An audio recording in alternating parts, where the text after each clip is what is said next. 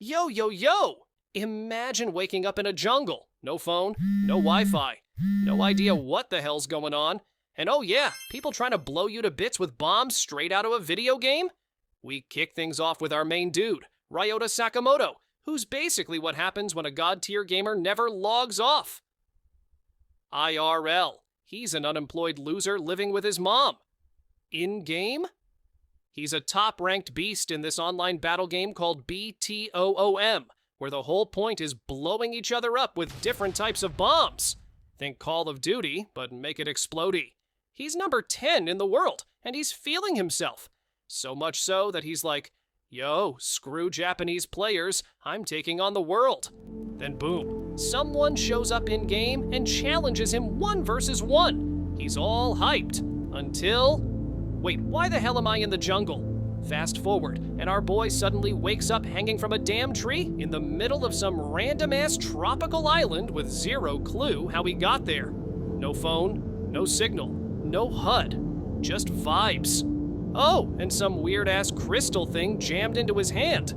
Totally normal. He's stumbling around, trying to get his bearings, and then finds a backpack full of supplies. Cool, survival mode on. Except things go south real quick. Flashback time. Back home, he was arguing with his mom about getting a job. She set him up for an interview, and he flipped. I'm not wasting my life in some office, he says. I'm gonna be a gaming legend. Spoiler, he's neither right now. Then he remembers getting jumped outside a convenience store by some random dudes. Next thing, boom, he's here. Why does this bomb look familiar? He finds a box full of what looks like little green toys. Presses a button, the thing starts beeping. He panics, throws it, and it straight up explodes. Like actual explosion, not some airsoft BS. So yeah, real bombs, real stakes, real people? Yup. Because then he spots another guy off in the distance and thinks, finally, another person. Maybe we can figure this out Nah, dude yeets. A bomb at him. Ryota's like, bro, WTF? Dives out of the way and realizes this ain't a misunderstanding. This is the game, but IRL. Let the games begin. So he starts dodging bombs like he's back on his console, except no respawns this time. The other guy?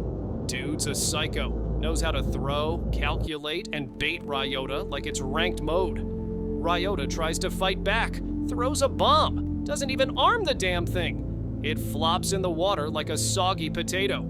First blood? Not yet. But Ryota realizes real fast, this isn't just survival. This is kill or be killed, and no one's gonna play fair. We pick up right after Ryota's first kill, sorta, and surprise, he's not feeling too great about blowing up a guy in real life. Then we shift focus to a new character, a beautiful high school girl named Himiko. Blonde, quiet, suspiciously badass. Spoiler alert, she's not just some helpless schoolgirl. We get a glimpse into her backstory, and it's grim. She's been betrayed before, badly. We're talking about some truly disturbing friends-turned-monsters stuff. Safe to say, she's got serious trust issues, and for good reason. She's been surviving on her own, evading creeps and psychos like a pro, and she's not afraid to kill if she has to. Meanwhile, Ryota's out here trying to hold on to his humanity. He still wants to believe there's a way out of this without becoming a total killer. But the island doesn't care about your morals. It's kill or be killed, and everyone out here's playing for keeps. The two eventually cross paths, and you'd think it might be a nice moment.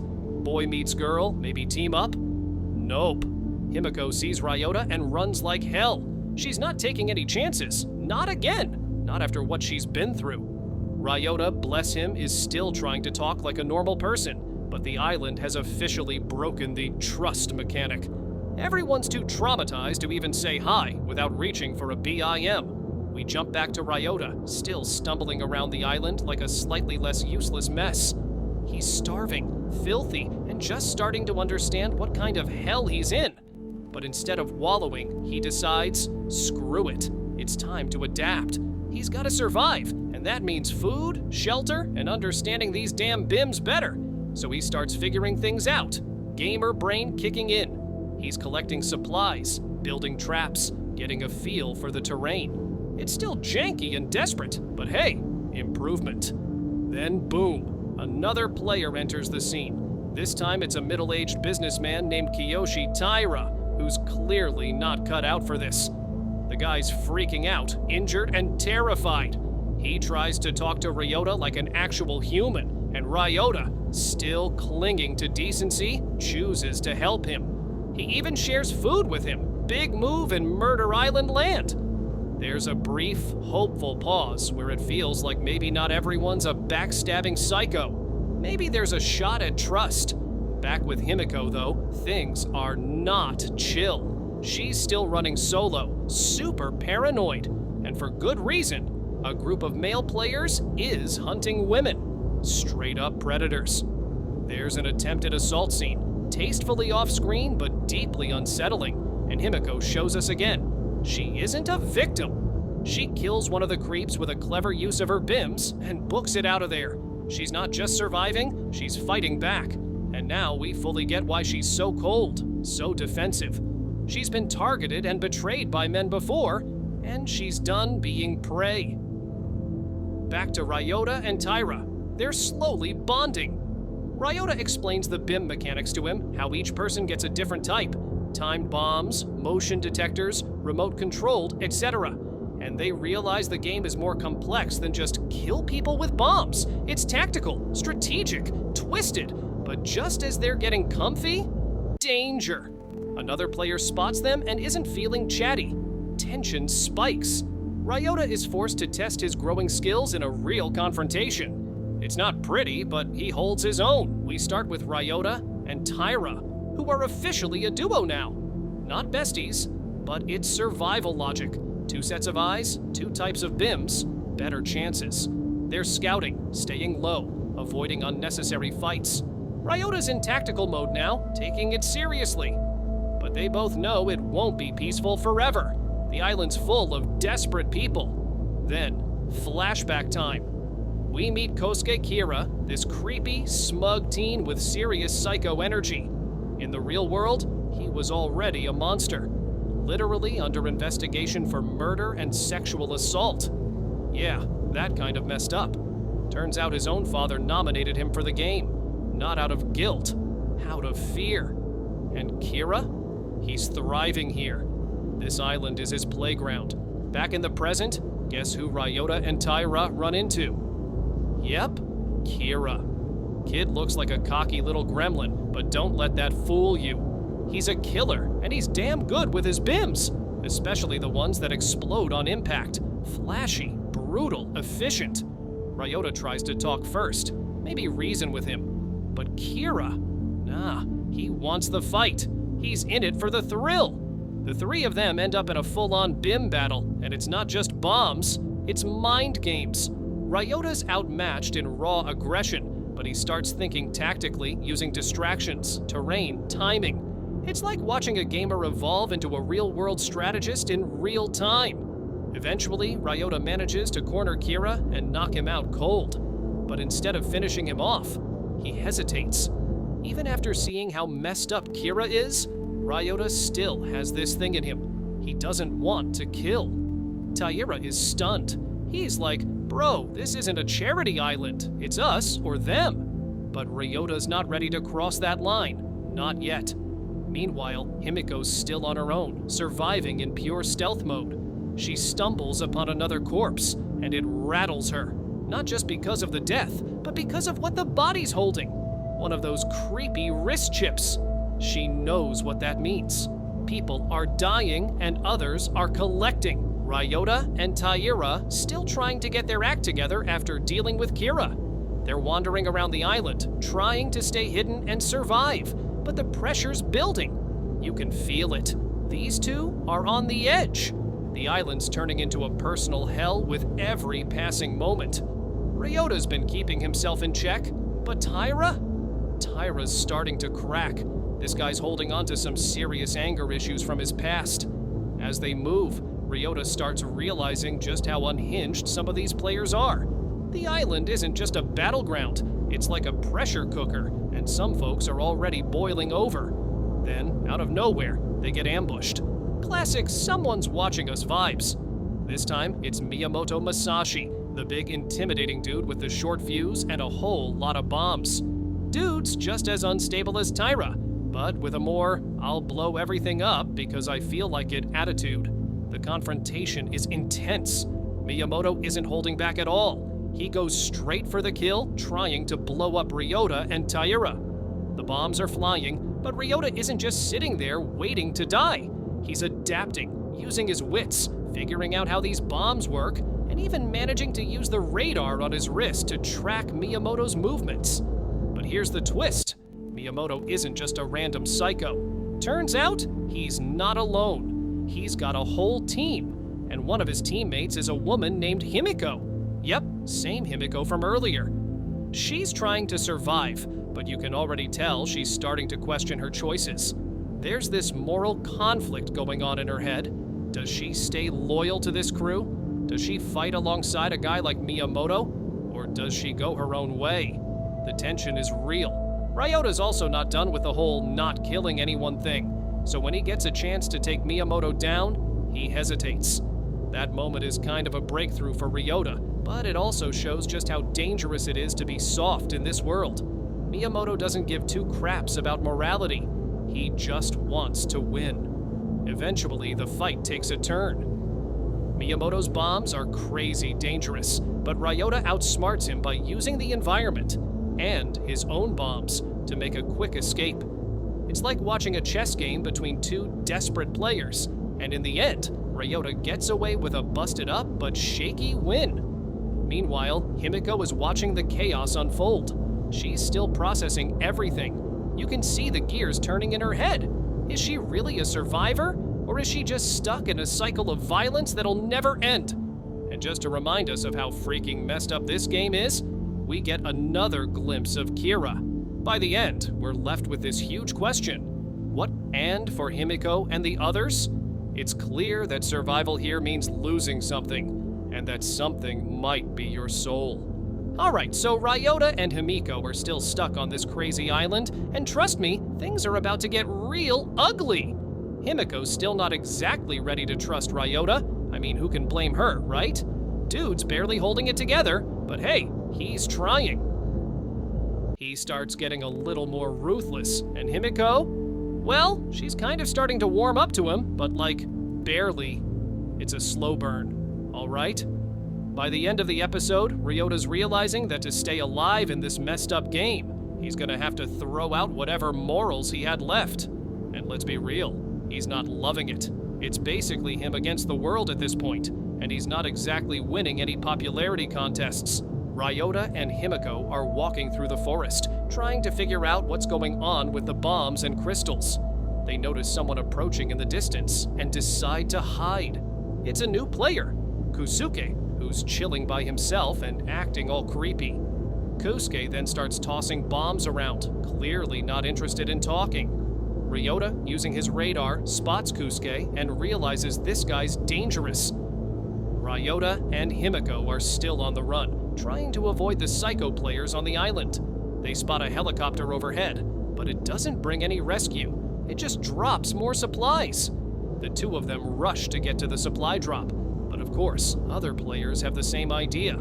They're not alone, and things are about to get crazy. They find a stash of supplies, but before they can even catch a break, they're attacked by a group of hostile players.